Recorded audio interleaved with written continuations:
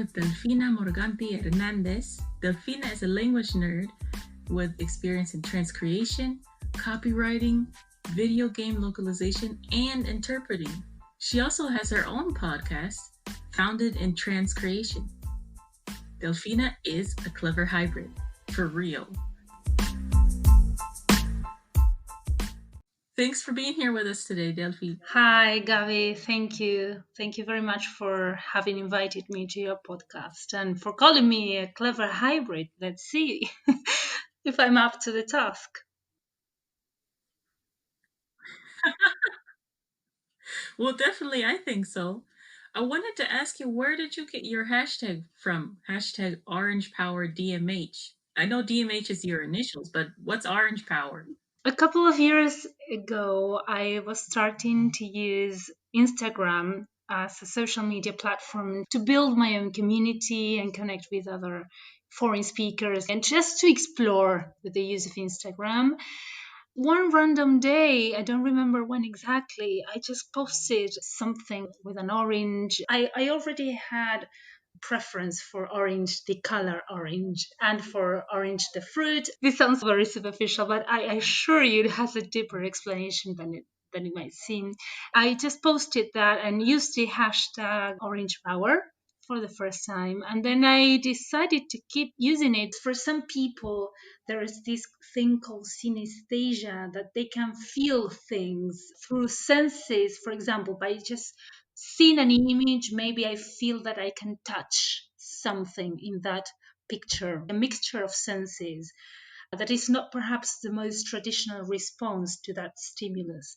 So the hashtag has to do with the idea that orange as a color entails a certain positive energy, good vibes, creativity, and all those concepts that I, from my perception, associate with the color. Of course, at the time, I hadn't started using it as a symbol for my brand. All these connotations that I felt, I had to actually instill into the hashtag. It was just a newly born asset for my brand. So that's something that you can do. I always say that brands are not built overnight. It's really a strategy. When I realized that some people liked it, that people responded to it. There was even a young lady who posted a picture of herself with oranges in her hands and somewhat questioning, why are you posting things with oranges? There was someone who said, but if you don't sell orange juice, then why on earth are you using an orange as a symbol for your brand? So I began to take these questions from the community and try to figure out how I could connect my own personal subjective preference for the color with my brand. And I discovered that there's a trademark already in use, of course, of a company called Orange Power that actually sells something connected with energy and electricity. I thought, okay, that's not where I want to go. So I added my initials, Orange Power DMH, to make it more distinctive and more appropriate to what I was actually trying to convey. So whatever color you use for communicating your offering should be connected with the values, the concepts, the free associations that you want to trigger whenever other people feel your brand. It's really cool. Yeah, I really like the orange. It makes you stand out. You often have orange lipstick too. Yeah. So it really makes you stand out. It was a nice choice. Well, thanks. You give a nice example of a Coca-Cola campaign on your podcast. Could you explain what transcreation is and how it worked in that case? Well, transcreation is a hybrid, since we're here at Clever Hybrids. It's a hybrid as a service. It's a multidisciplinary service combining knowledge and skills pertaining to marketing, advertising, literature, rhetorics, of course, language. It's a step further from translation in the sense that as a trans creator, you get the chance to stray further from the source without having someone telling you, oh, that's not accurate, or, oh, hey, you've added something or you've omitted something. Transcreation is usually essential in order to convey messages that have a highly creative tone, input, essence, like slogans. Certain product names are actually transcreated. Sometimes video game content as well, of course. Book and film titles. It's often the case that a film title, for example, in English, is something that we can barely recognize as Spanish speakers in my country and culture, because it has been twisted, between inverted commas, so much so that the name actually resonated with us, so that we actually went to see the movie or bought it and actually watched it. Well, that's transcreation. It's a combination of several different fields in order to focus on recreating the effect of the source text in the new culture of reception. Whenever that's not done, you get a funny slogan, or a slogan with a sexual connotation that shouldn't have that connotation, or a movie that's barely comprehensible from its title, or a video game that really you don't want to play anymore, or you laugh and you make jokes about it of the scripts and the dialogues. So transcreation is there to somehow bridge the gap and truly do it from a cultural sensitivity perspective. Well, the Coca-Cola example, I don't quite remember the year of the campaign that I used as an example of what transcreation can do for a brand specifically. The slogan was Coca-Cola is it. That was a campaign slogan, and it has been translated into several Spanish variants. For one, it was Es sentir de verdad, which is something like it's feeling for real, or it's feeling, actually. From English into Spanish and then from Spanish into English again, that's where you will notice how the transcreation service works, in the sense that you will probably never end with a translation that mirrors the original message word per word. So transcreation is exactly that, being able to twist the source to stray from it in order to focus on recreating the effect. Okay. One thing that people always get confused is the difference between translation and interpretation. What is the main difference?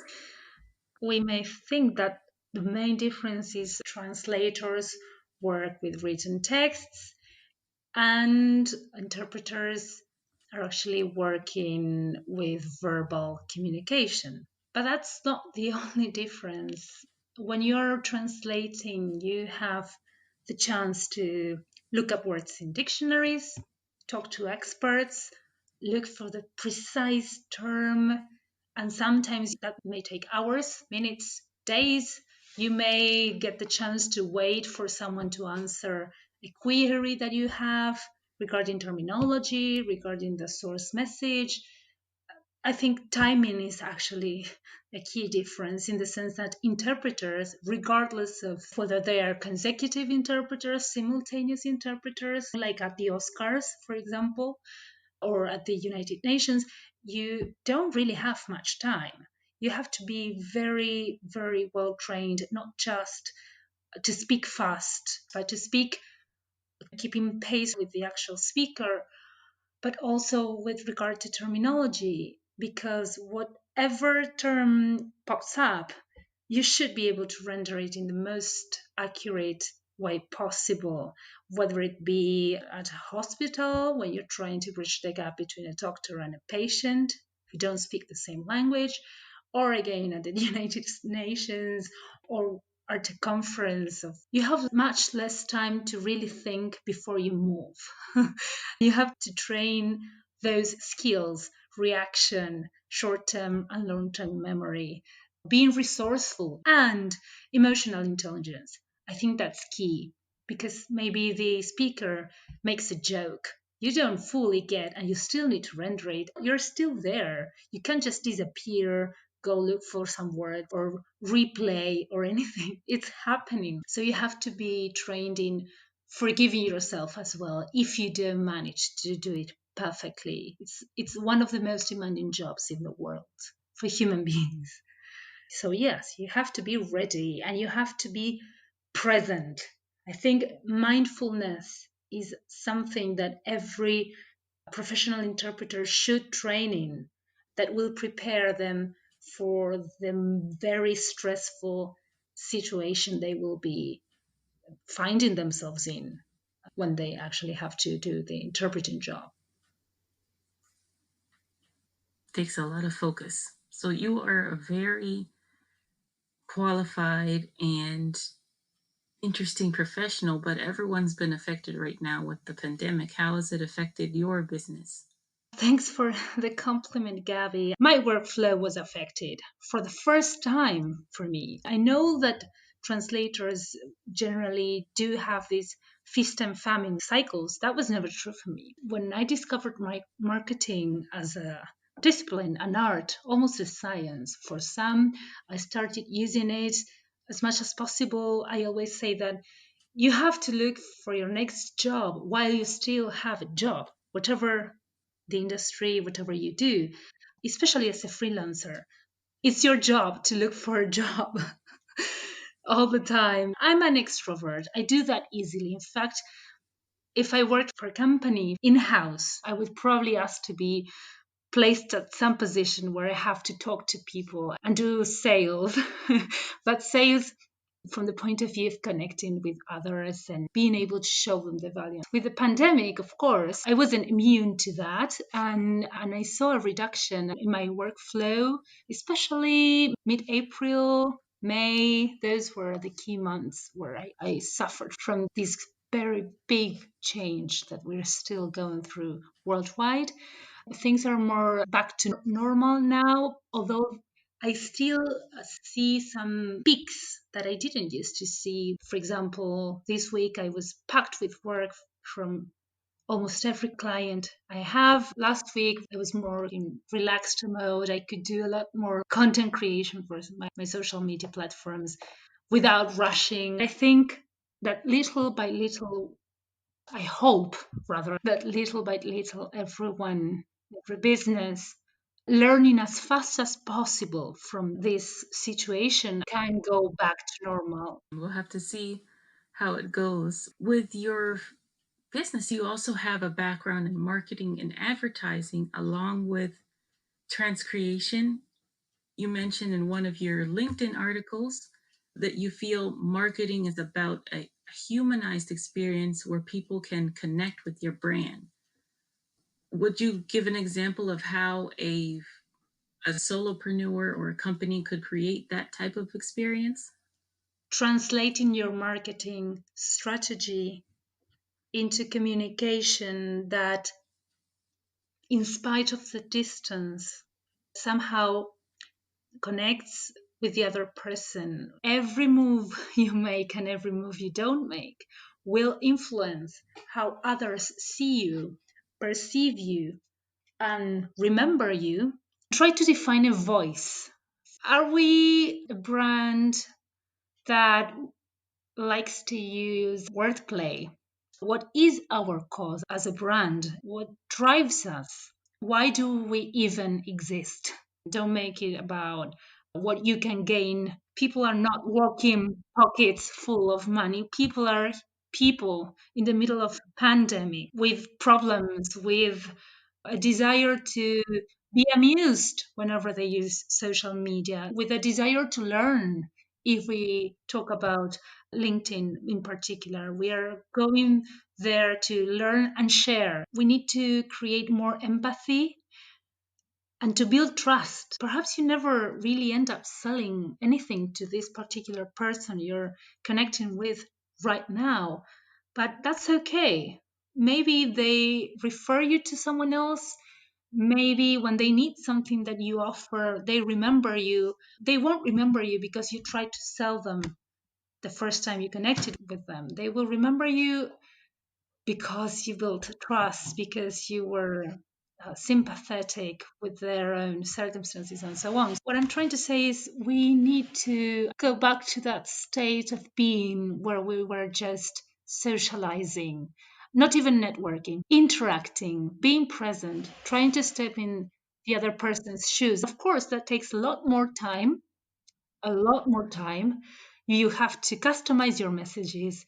You have to scan the profile of this other person you want to build a connection with.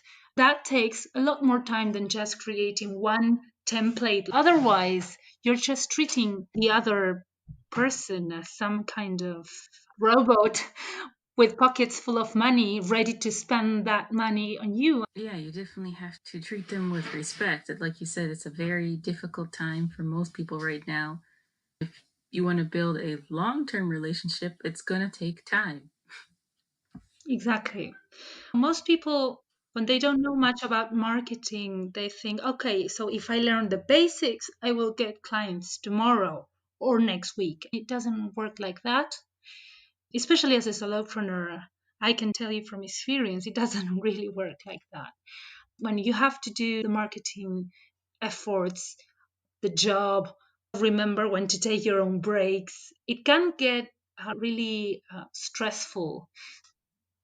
Planning in advance is actually very important, and being able to change the objectives, also the plan in the course of events is also necessary. If you're not flexible and if you hate yourself the moment you don't achieve your own goals, you can't really move on and do something in order to get somewhere better. For those who are listening who maybe work as part of a team, practicing what you preach is really important. If you're a team leader, a manager, or someone in authority, to have others see you as a role model is really key. It's not really about being a leader, it's about being consistent. Whatever you do, whatever you say, if you expect others to do it too and to do it like that, then you have to be consistent. Brands need to be consistent in order to build trust. Yeah, those are good insights to avoid burnout too. You speak four languages: English, Spanish, French, and Italian. Most people stop at two if they learn another one. Why did you decide to keep going?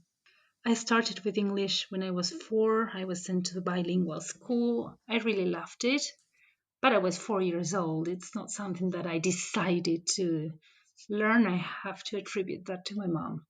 Thank God. By the age of 8, I moved to another bilingual school. Everything was in Spanish except for Italian, which was the foreign language that we were learning.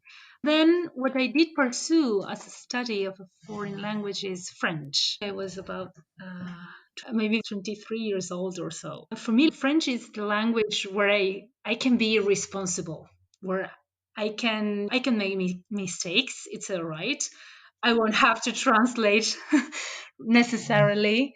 It's not that my job is at stake or my reputation as a professional is at stake. French is a language where I really go back to that stage when we were kids. I know, Gavi, you too, you speak several languages. When we were kids and we were just learning, we weren't really focusing on whether we were using the right grammatical structure or the perfect collocation. We were just using language to play and learn. French, for me, is that playground platform. I tried doing drama in French for 2 years, singing, writing literature, everything that has to do with creativity, because for me, it's experimenting with the language.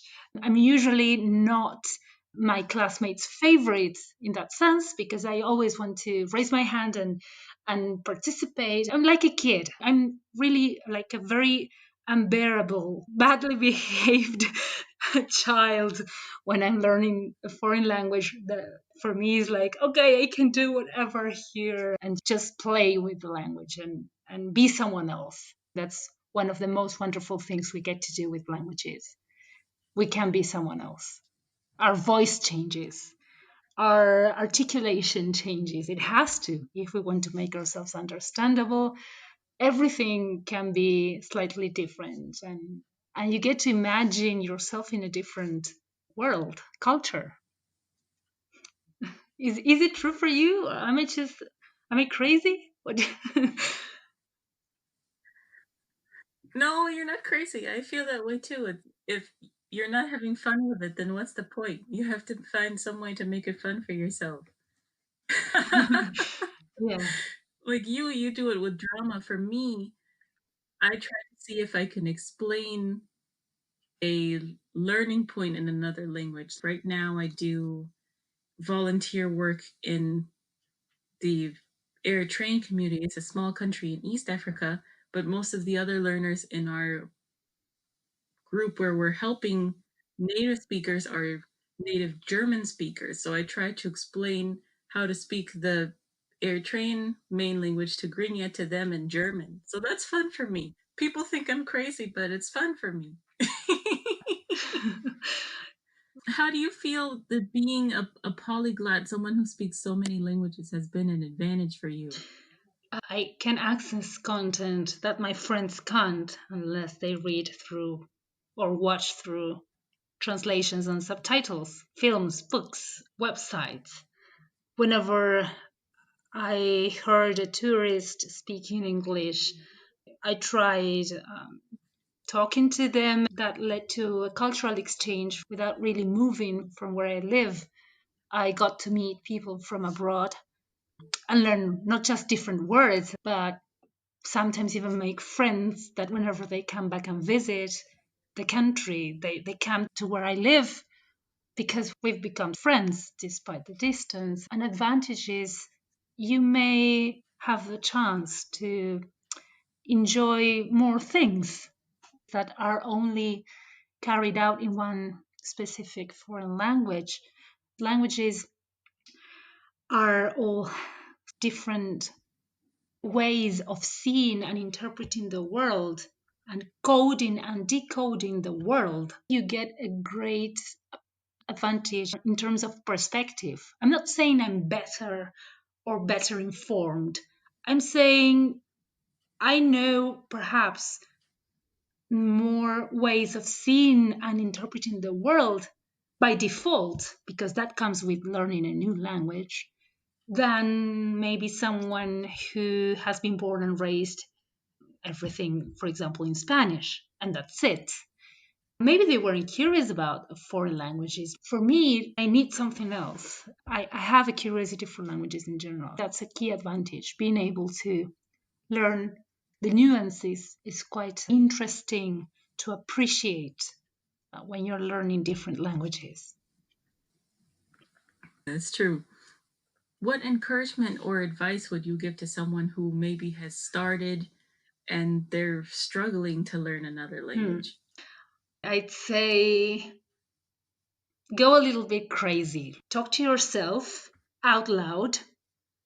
Language can be a disguise somehow, and think of that and take that as your chance to think, okay, it doesn't matter if I make mistakes, it doesn't matter if I don't get to invest as many hours per day as I thought I would. I will do my best for 15 minutes and I'm present. If you dare, talk to yourself while looking at yourself in the mirror. Be bold. Impersonate your favorite actor using that language. Try to play with the idea that you're learning, like you said, Gabby, for fun, not just for your job. If you only focus on the fact that it's something that you must do, it's too much pressure. Relax a little bit and improvise. If you don't know the specific word, you can always paraphrase with the 4, 5, 50 words you know in that language already. Classmates who said to me, "Oh, it's amazing. You talk a lot in French. How do you do it?" I said, "I'm bold. I know I don't know every word. I know I will make mistakes, and I still do it. I forgive myself before I make the mistakes. Otherwise, I wouldn't." And they said, "No, but I don't know so many words." It's not about lexical knowledge of the language. It's about being bold and pretending that you know. Right? Improvising and pretending that you can actually keep up with someone in that language. If you don't start there, you will never get to speak. You will always be shy and always think, oh, I'm not ready yet. I still need to learn more. No, start talking and listen and talk and listen and talk. Use the input from films, from audiobooks. If you have the chance to talk to someone who's a native in that language, send them WhatsApp voice messages, have them respond to you in that language, get used to the accent to the point where you are so familiar with it that you start using it yourself.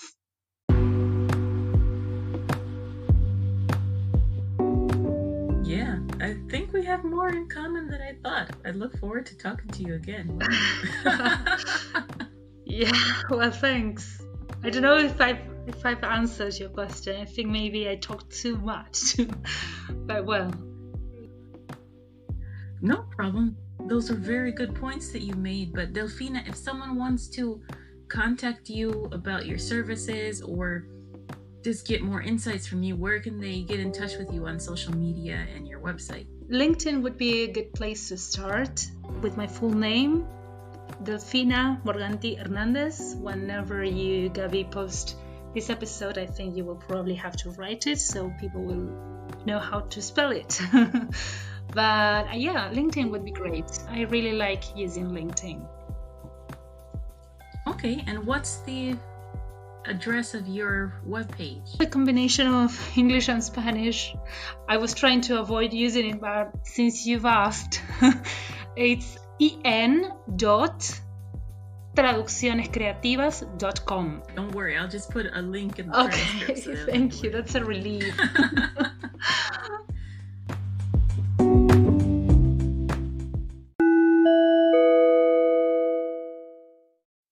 Don't forget to subscribe on your favorite listening app to hear other episodes. For more info about our courses, editing services, or our scholarship program, look at our website, cleverhybrids.com. You can also find the transcripts and show notes for our episodes there. This is Gabby V. Until next time, learn by doing and asking.